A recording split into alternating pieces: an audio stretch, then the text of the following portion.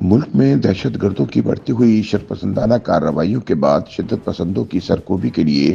Grand military operation کا مطالبہ زور پکڑتا جا رہا ہے۔ مبصرین کے مطابق اس میں کوئی دو رائے نہیں، خیبر پختونخوا اور بلوچستان میں دہشت گرد تنظیموں کے خلاف مربوط اور ٹارگیٹڈ آپریشن وقت کی ضرورت بن چکا ہے، لیکن اس عوامی مطالبے پر عمل درآمد سے قبل سیاسی اور عسکری قیادت کا ایک پیج پر آنا ناگزیر ہے۔ تجزیہ کاروں کے مطابق گزشتہ 4 دہائیوں میں پاکستان میں دہشت گردی کے بڑے بڑے واقعات ہوئے، لیکن دہشت گردوں کی جانب سے سانحہ آرمی پبلک اسکول کے بعد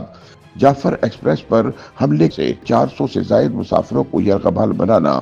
ایسے واقعات ہیں جسے ریاست اور عوام اور نہایت پاکستانیوں پر براہ راست حملہ قرار دیا جا سکتا ہے۔ مبصرین کے بقول اب حالات کا تقاضا یہ ہے کہ جس طرح اے پی ایس حملے کے بعد پوری قوم نے اکٹھے ہو کر حالات کا مقابلہ کیا تھا، نیشنل ایکشن پلان بنا، درجنوں آپریشن ہوئے جس کے نتیجے میں چند سال نسبتاً پرامن گزرے، اب بھی ضرورت اس امر کی ہے کہ اسی طرز پر ایک جامع اور مضبوط پالیسی کے ساتھ سیاسی وابستگیوں سے بالاتر ہو کر اور یکجا ہو کر ان دہشت گرد تنظیموں کے خلاف کارروائی کی جائے، جن کے نشانے پر نہ صرف سیکورٹی فورسز بلکہ نہتے اور معصوم عوام ہیں۔ تاہم یہاں یہ سوال پیدا ہوتا ہے کہ آج ملک کو جس دہشت گردی کا سامنا ہے، اس کے پروان چڑھنے کی وجہ کیا ہے؟ تجزیہ کاروں کے مطابق ماضی میں آرمی پبلک اسکول کے سانحے کے بعد ایک جامع اور مربوط نیشنل ایکشن پلان بنا، جس پر عمل درآمد بھی ہوا، لیکن پھر وہی ہوا جو ہوتا آیا ہے کہ عمل درآمد کے لیے جو تسلسل چاہیے وہ ٹوٹ گیا۔ اس کے بعد 2019 میں ایک دفعہ پھر نیشنل ایکشن پلان کی دستاویز کو اپ گریڈ کر کے اس پر عمل درآمد کے اعلانات ہوئے،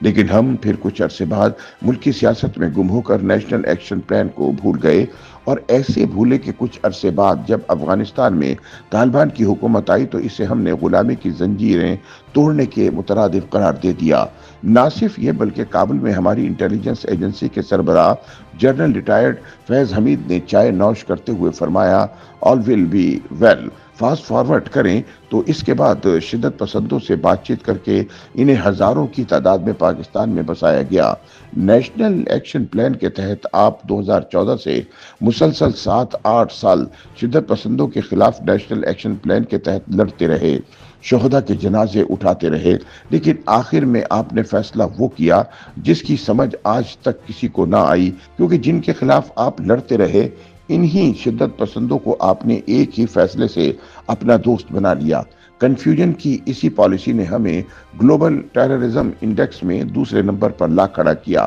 مبصرین کے مطابق آج جو پاکستان میں ہو رہا ہے تو آل ول بی ویل کے وائرل کمنٹ کا خلاصہ یہی بنتا ہے کہ اس وقت کی ملٹری اسٹیبلشمنٹ اور عمران حکومت کی غلط اور دوغلی پالیسیوں کی وجہ سے آج پاکستان کو شرپسندانہ کارروائیوں کا سامنا کرنا پڑ رہا ہے، جن میں جہاں نہتے عوام جان کی بازی ہار رہے ہیں، وہیں سیکورٹی فورسز کے جوان بھی آئے روز جانوں کے نذرانے پیش کر رہے ہیں۔ تاہم تجزیہ کاروں کا مزید کہنا ہے کہ اب جب کہ ریاست شدت پسندوں سے آہنی ہاتھوں سے نمٹنے کا فیصلہ کر چکی ہے اور اس پر اتفاق رائے موجود ہے، ہمیں یہ فیصلہ بھی کر لینا چاہیے کہ یہ ہمارا اٹل فیصلہ ہے۔ مبصرین کے مطابق اس میں دو رائے نہیں کہ بلوچستان میں دہشت گرد تنظیموں کے خلاف مربوط اور ٹارگیٹڈ آپریشن وقت کی ضرورت ہے، لیکن اس کے لیے سیاسی اور ملٹری لیڈرشپ کے مابین اتفاق رائے ناگزیر ہے۔ اس کے لیے ایک اعلیٰ سطح کی کمیٹی بنا کر ملک کی تمام سیاسی جماعتوں بشمول بلوچ قوم پرست جماعتوں کو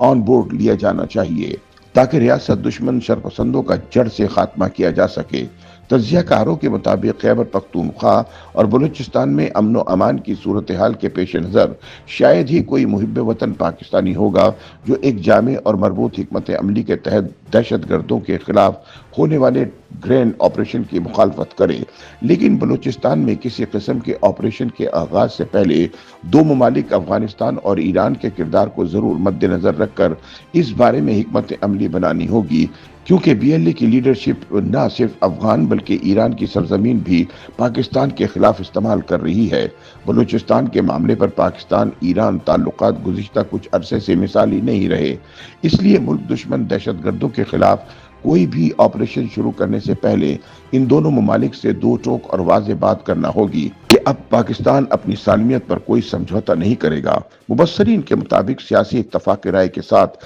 ایک ایسا گرینڈ آپریشن ہوگا جس میں ایران اور افغانستان کی سرزمین استعمال نہ ہو سکے، تبھی وہ نتائج دے سکے گا جس کی اس وقت پاکستان کو ضرورت ہے۔ YouTube پر گوگلی نیوز دیکھنے کے لیے youtube.com کی سرچ بار میں googly news T V type کریں۔ گوگلی نیوز کے پیج پر سرخ رنگ کے سبسکرپشن والے بٹن پر کلک کرنا نہ بھولیے۔ YouTube پیج پر اپلوڈ ہونے والی ویڈیوز سے باخبر رہنے کے لیے بیل آئیکن پر کلک کیجیے۔ آپ کو ہر نئی ویڈیو کے بارے میں نوٹیفیکیشن موصول ہو جائے گا۔